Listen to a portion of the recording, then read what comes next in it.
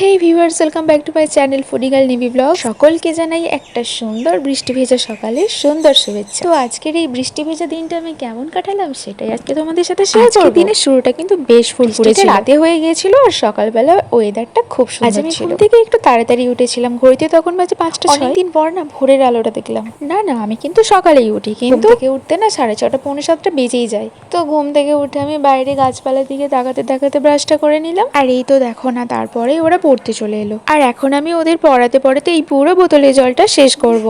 উনুন ধারে দুঃখী বুড়ি উনুন ধারে উবু হয়ে বসে আগুন পড়িয়ে উঠে না খুব খিদে পেয়ে গেছিলো, তাই কলা দিয়ে মুড়ি খেয়ে নিলাম।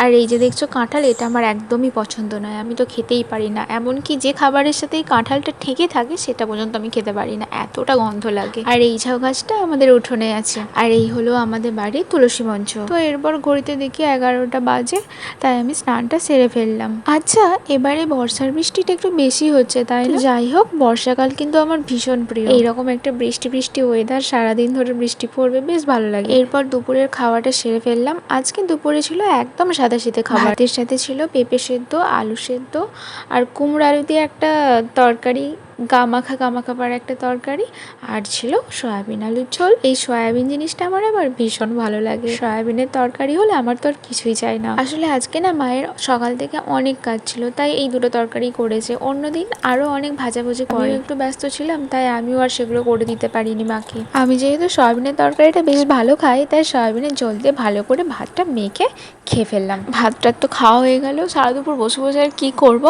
একটু শুয়ে পড়লাম। তো 4টার সময় আমি একটু মার্কেট গিয়েছিলাম, আমাদের কাছের মার্কেট বলতে মেবাড়ি।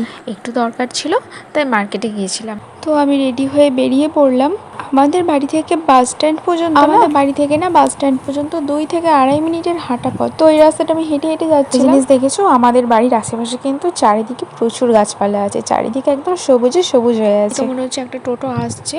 তো এটা আমাদের বাস স্ট্যান্ড, এখান থেকেই আমরা টোটো করে মেমারি যাই। টোটো ধরে মেমারি যেতে মোটামুটি 7 মিনিট 8 মিনিট মতো সময় লাগে, বেশি সময় একটা লাগে না। তো মোটামুটি 30-40 মিনিটের মধ্যে আবার কাজ মিটে গিয়েছিল, তাই আমি আবার টোটো করে ফিরে এলাম। সন্ধ্যাবেলা খুব খিদে পাচ্ছিল, তাই মুড়ি চানাচুর মেখে খেয়ে নিলাম।